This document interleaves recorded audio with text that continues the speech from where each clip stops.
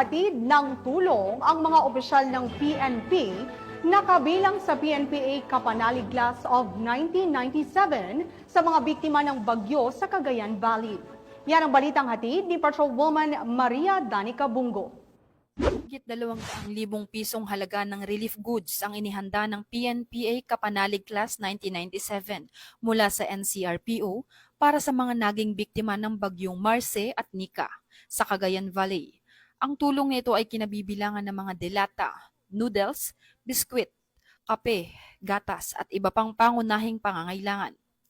Ang mga relief goods ay dinala sa Pro2 headquarters sa Camp Aduro, Tuguegarao City, Cagayan, kung saan ito ay pinamamahagi sa mga pamilyang nangangailangan. Ang makataong inisyatibo na ito ay pinangunahan ng mga dedikadong opisyal mula NCRPO na miyembro ng PNPA Kapanalig Class 1997.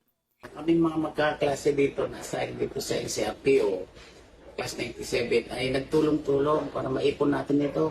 Mapapansin mo, nasa worth 200,000 plus itong mga relief goods na ito, composed of mga dilata, mga noodles, kape, biscuits, mga pansit, at saka mga kape, mga Milo, mga powdered milk, para ito ay makatulong man lang doon sa mga pangangailangan.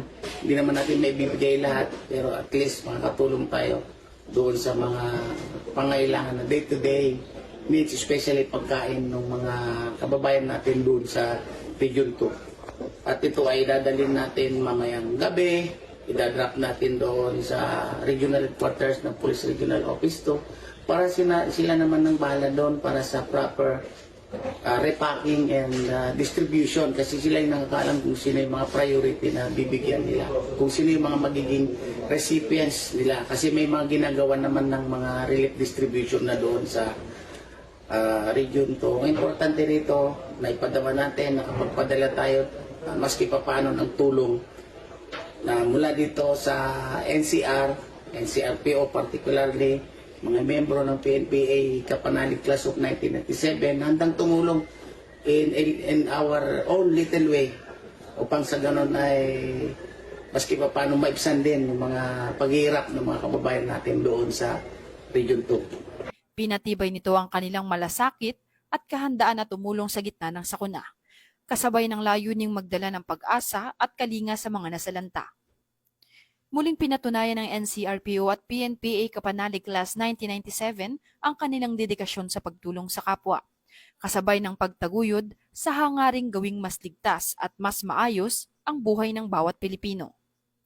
Dahil sa bagong Pilipinas, ang gusto ng pulis, ligtas ka. Ako po si Patrolwoman Bungo, alagad ng batas, tagataguyod ng Balitang Pulis.